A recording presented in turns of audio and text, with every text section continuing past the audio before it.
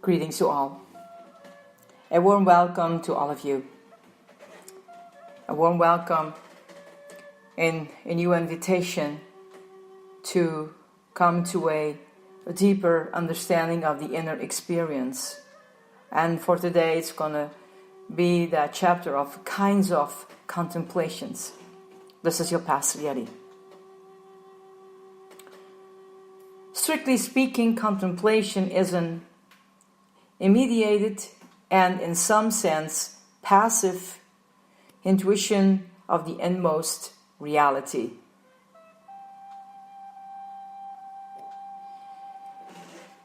Reality of our spiritual self and of God present within us. But there is also an active and immediate form of contemplation in which this perception is attained in some measure by our own effort. And though with the mysterious and invisible help of grace. The concept of passive or infused contemplation is primarily theological. And that is to say, it refers to a reality which is not directly or empirically verifiable, but which is a datum of revelation. This should not be made to sound more mysterious or esoteric than it really is. Revelation of this passive intuition, seems to be implicit in the statements from St. John's Gospel that have just been quoted when Christ says, "I will manifest myself to him."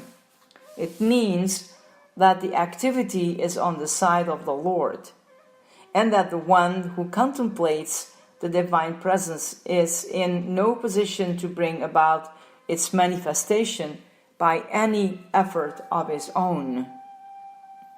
Nor is he capable of increasing or modifying it by his efforts. And even in some cases, he is incapable of preventing it. The classical impression for such a grace as this is that it is effected in us and without us.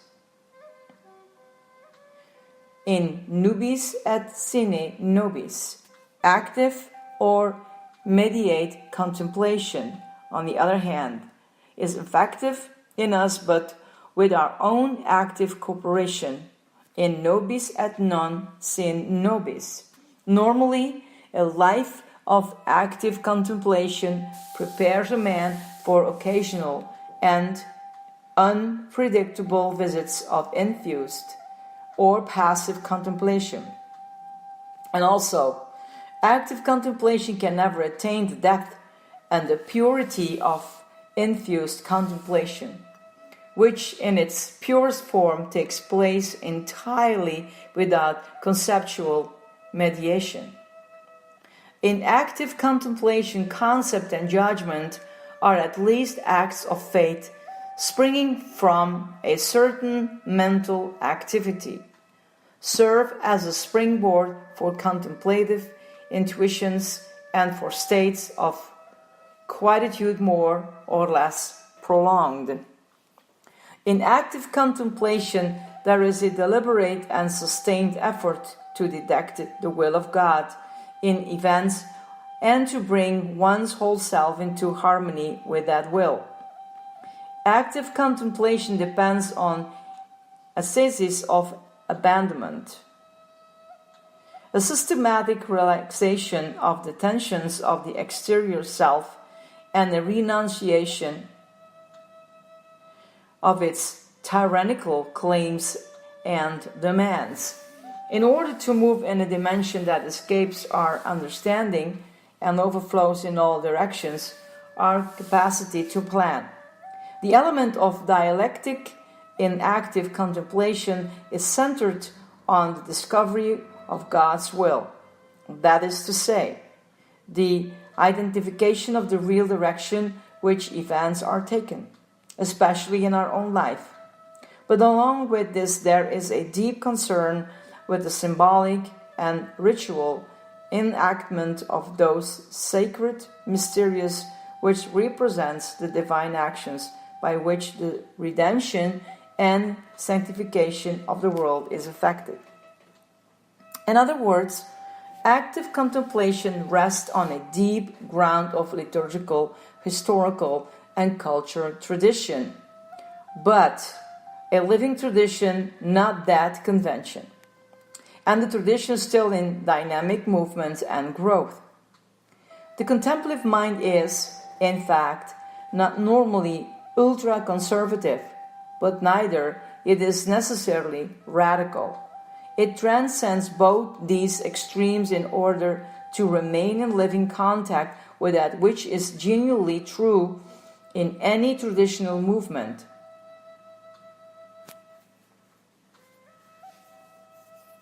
Hence, I would say in parentheses that the contemplative mind today will not normally be associated too firmly or too definitely with any movement, whether political, religious, liturgical, artistic, philosophical, or what have you. The contemplative stays clear of movements, not because they confuse him, but simply because he does need them and can go farther by himself than he can in their formalized and often fanatical ranks.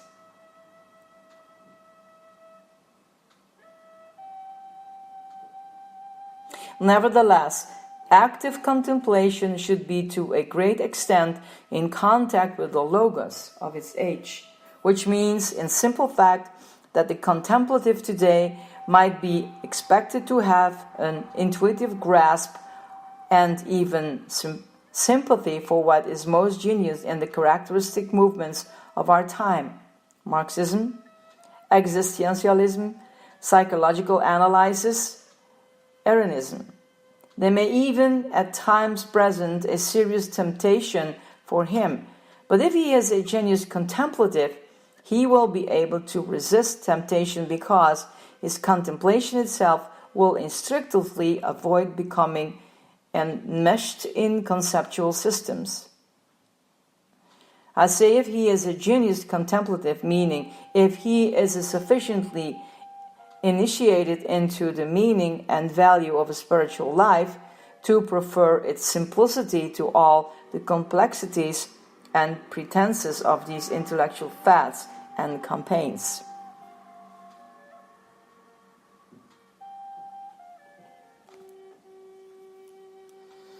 Active contemplation is nourished by meditation and reading, and, as we shall see, by the sacramental and liturgical life of the Church. But before reading, meditation, and worship turn into contemplation, they must merge into a unified and intuitive vision of reality. In reading, for instance, we pass from one thought to another.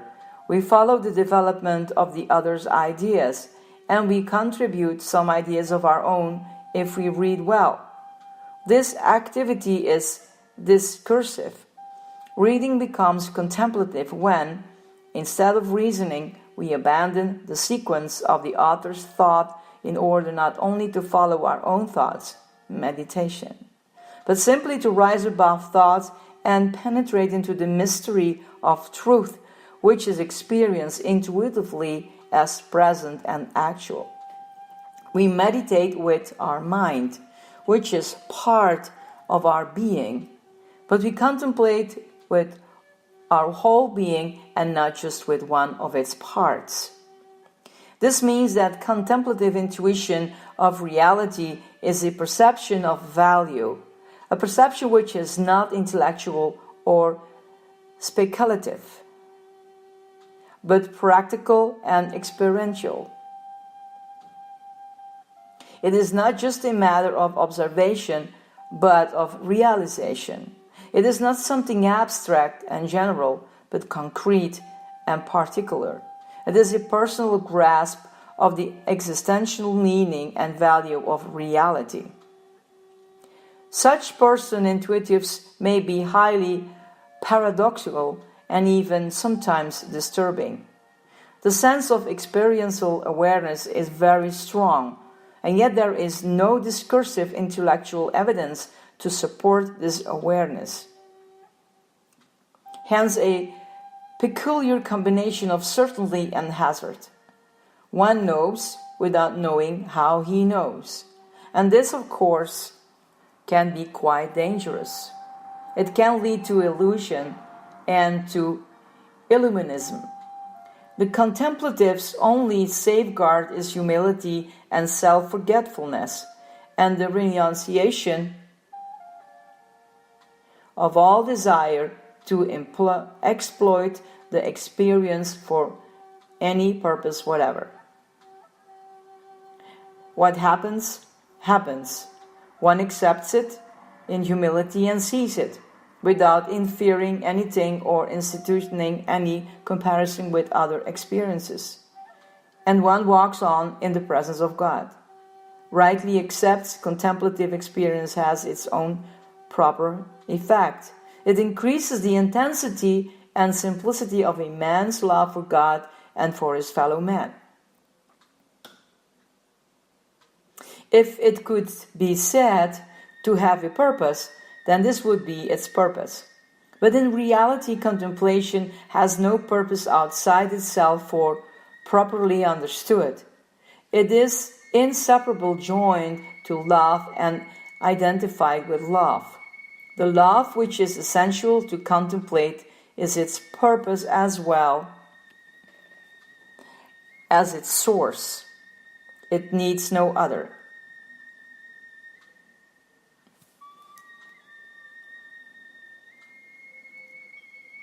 Liturgy. Active contemplation is not the mere perception and enjoyment of an abstract spiritual truth.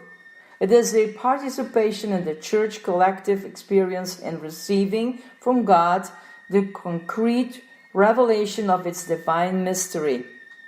Hence, the liturgy is the ordinary focus of active contemplation. In the sacred liturgy we have, of course, symbolic rites and ceremonies, music, speech, poetry, collective prayer. But to pass through liturgy into contemplation is something much more than mere ascetic enjoyment of a religious concert or a very primitive form of sacred drama. Christian liturgy is a contemplative on two levels: on the level of spoken revelation and on the level of ritual mystery or sacred action. On the level of spoken revelation, we have the chanting, or at least reading of sacred texts containing not only moral truths and ascetic counsels, but much more. The formal announcement, the kerygma, of the Evangelium, the mystery of man's salvation. When we stand to listen to the gospel, we formally and solemnly bear witness to our faith, and by that faith receive into our hearts the very substance of the truth which God reveals to us. We receive the word of salvation, which is sharper than any two-edged sword, which enters into the depths of our being with a supernatural and transforming power, and which awakens or renews in us our divine life as sons and daughters of God.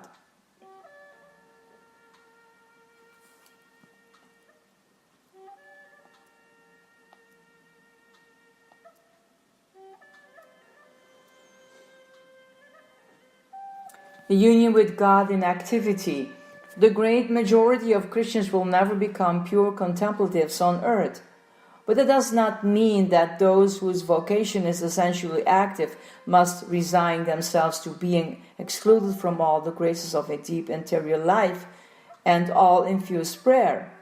Christ has promised that the three divine persons will manifest themselves to all who love Him.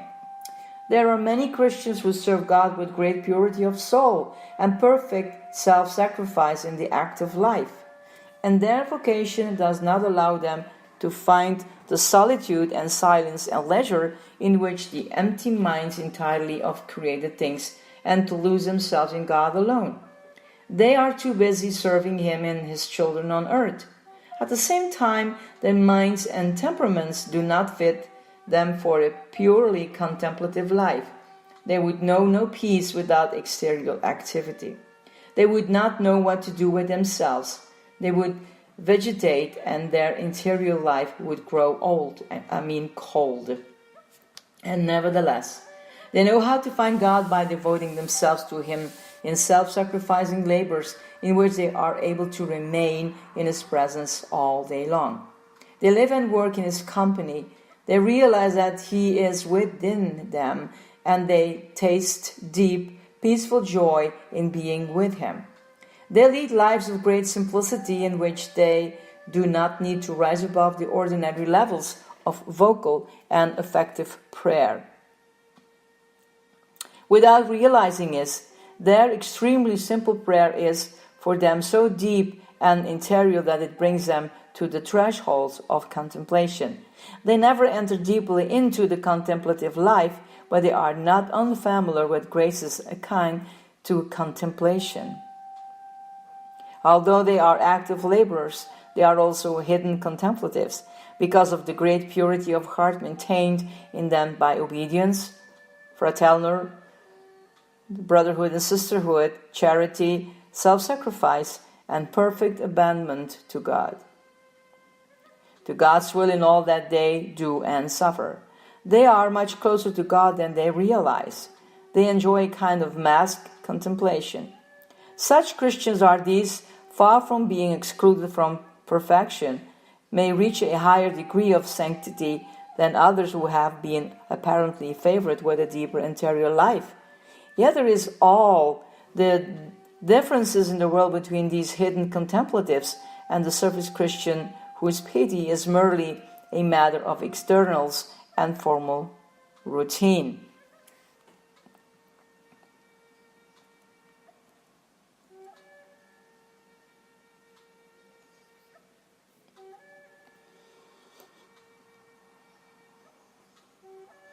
Natural contemplation and mystical theology. In this study, I have decided to ignore the complexities of this now defunct argument and have simply assumed the existence of a supersensor intuitive of the divine, which is a gift of grace for which we can, to some extent, prepare ourselves by our own efforts. In this, I am basing myself on a distinction made by the Greek fathers that between natural contemplation and theology, or the contemplation of God.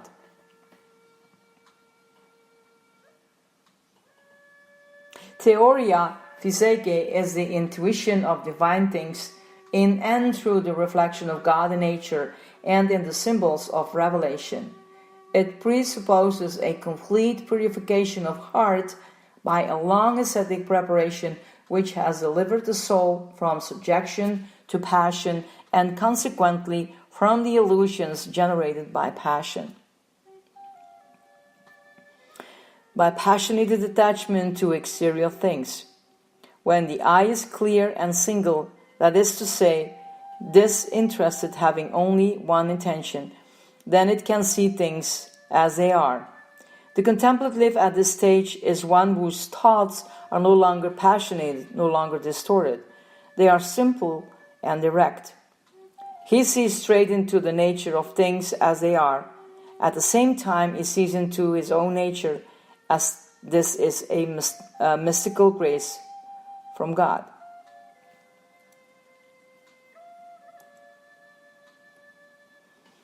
The Theologica, or pure contemplation, mystical theology, in the language of Pseudo-Dionysius, is a direct, quasi-experiential contact with God beyond all thoughts, that is to say, without the medium of concepts.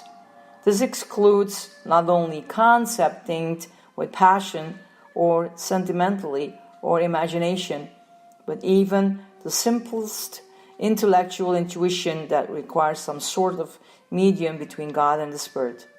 Theology in this sense is a direct contact with God. Now, this supreme Christian contemplation, according to the Greek fathers, is a quasi-experiential knowledge of God as He is in Himself, and that is to say, of God as three persons in one nature, for this is the highest mystery in which He has revealed Himself to us. Entrance into this supreme mystery is not a matter of spiritual effort, of intellectual subtlety, still less of learning. It is a matter of identification by charity, for charity is the likeness of the soul to God. As St. John says, everyone that loves is born of God and knows God. He that loves not, know not God, for God is charity. In this we know that we abide in Him and He in us, because He had given us His Spirit, and we have seen and do testify that the Father has sent His Son to be the Savior of the world. You can find the scripture in 1 John, the letters to John, chapter 4, verse 7 to 8, and then 13 to 14. This apparently simple text of the Apostle contains in its immense depth of theology. It gives the full justification of the teaching of the Christian mystics on the possibility of our apprehending in contemplative charity the very being of God as He is in Himself.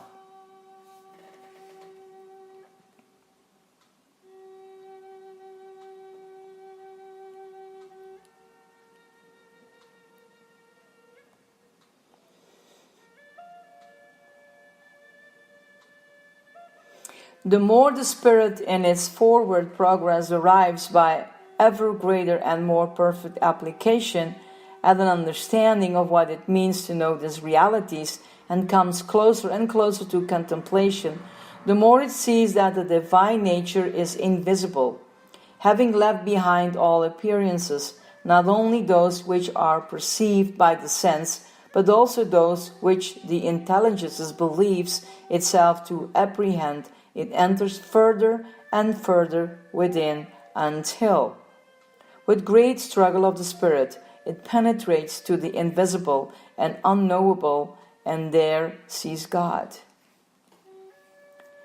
Now, this vision of God is a vision in darkness, and therefore is not the face-to-face vision enjoyed by the blessed in paradise. Yet it is an equally real and genuine contact with God, the chief distinction being that it takes place without clarity and without seeing.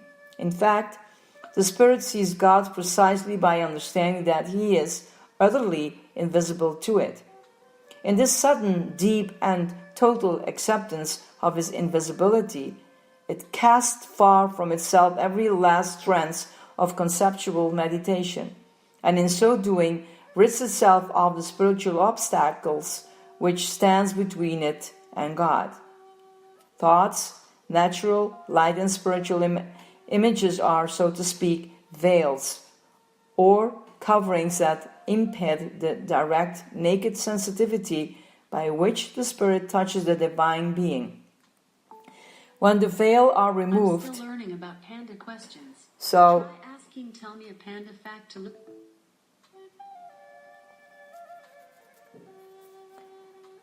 God in this mystical darkness intuitive reaches Him by one final leap beyond itself, an ecstasy in which it sacrifices itself and yields itself to His transcendent presence. In this last ecstatic act of unknowing, the gap between our spirit as subject and God as object is finally closed, and in the embrace of the mystical love, we know that we and He are one. This is infused our mystical contemplation in the purest sense of the term. Okay. I'll be honest, it's a lot.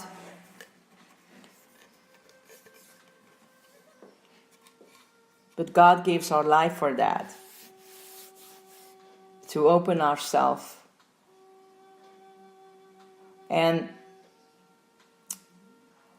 we really need to understand that it's not about our own efforts, and that every person has a different part of for that contemplative life.